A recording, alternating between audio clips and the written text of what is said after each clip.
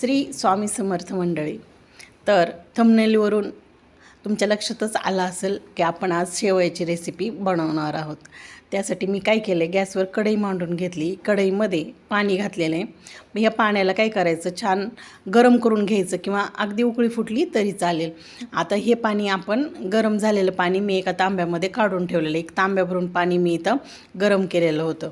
तर आता पुन्हा काय करायचं, त्याच कढईमध्ये मी तीच कढई पुन्हा ठेवलेली गॅसवर. त्यामध्ये मी काय केलं, शेवया घेतलेत.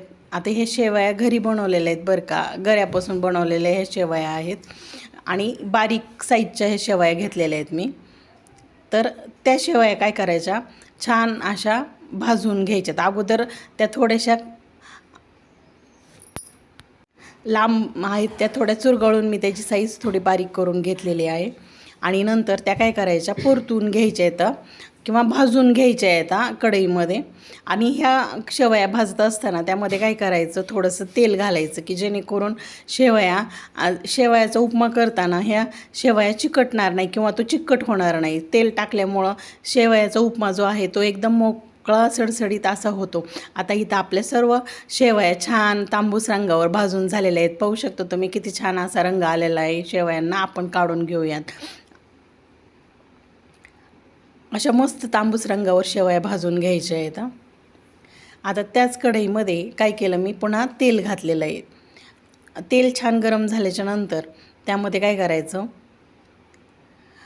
शेंगदाणे घालायचे आहेत. शेंगदाणे अगोदर आपण त्या तेलामध्ये तळून घ्यायचे आहेत, कारण शेंगदाणे तळून घ्यायचे चांगले.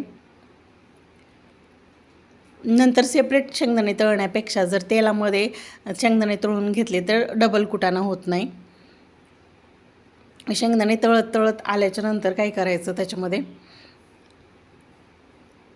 मोहरी घालायची, जिरं घालायचं. आधी तर आपले शेंगदाणे छान तळून झालेले आहेत. नंतर त्यामध्ये कढीपत्ता घालायचा. आणि आता इथं काय करायचं, कांदा घालायचा आहे. आपण जो बारीक चिरून घेतलेला होता मी इथं कांदे, 2 मीडियम साईजचे कांदे बारीक चिरून घेतले होते ते घालायचे. नंतर मी इथं 2-3 हिरव्या मिरच्यांचे तुकडे करून घेतले होते ते पण घालायचेत, की जेणेकरून मिरच्याही छान अशा फोडणीमध्ये तळून निघतील. आणि कांदाही इथं छान असा परतून घ्यायचा आहे फोडणीमध्येच. आणि कांदा छान परतल्याच्या नंतर त्यामध्ये काय करायचं, टोमॅटो घालायचं आहे. टोमॅटोही छान परतून घ्यायचा आहे. कांद्याबरोबर टोमॅटोही छान परतून घ्यायचं आहे. टोमॅटो परतल्याच्या नंतर त्यामध्ये काय करायचं, आता मी थंबनेलवर सांगितल्याप्रमाणेच त्यामध्ये बारीक चिरून घेतलेले असे बटाटे घालायचे आहेत. हे मी कच्चाच इथं बटाटा घातलेला आहे, अगदी उकडून वगैरे काही घेतलेला नाही आहे. फक्त कच्चा बटाट्याचे मी बारीक बारीक अशा फोडी करून घेतलेल्या आहेत, त्या घातल्यात. नंतर बटाटा छान त्या कांद्यामध्ये परतून घ्यायचा आहे. नंतर त्यामध्ये हळद घालायची आणि मीठ घालायचे. मीठ आत्ता घातलं तर काय होतं, त्याच्यामुळं बटाटा छान असा मऊ पडतो मिठामुळं आणि तो शिजण्यासाठीही मदत होते. आता आपण बटाटा कांदा हे सर्व छान असं परतून घेतलं आहे आणि बटाटा हे म्हणजे अर्धवट छान असा शिजला गेलेला आहे.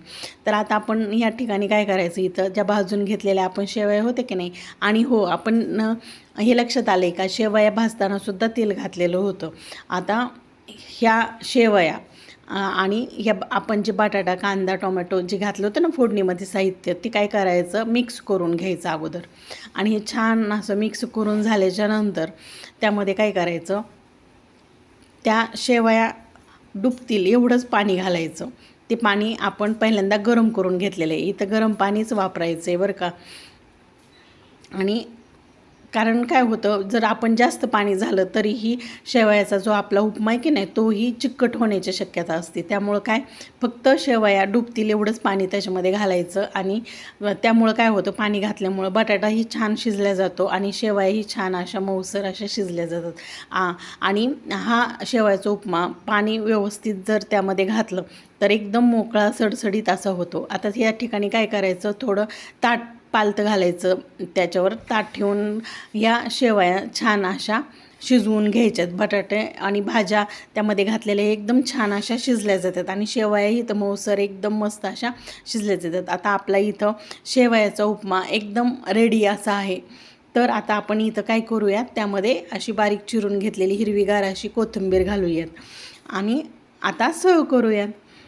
तर अशा पद्धतीने शेवयाचा मोकळा सिडसिडीत असा उपमा तुम्ही पण एकदा करून पहा आणि मला कमेंटमध्ये सांगा कसं झालं आहे ते. आणि हो, माझा जर व्हिडिओ तुम्हाला आवडला तर तुमच्या मित्रमैत्रिणींना शेअर करा आणि आपल्या चॅनलला सबस्क्राईब करा. बाय.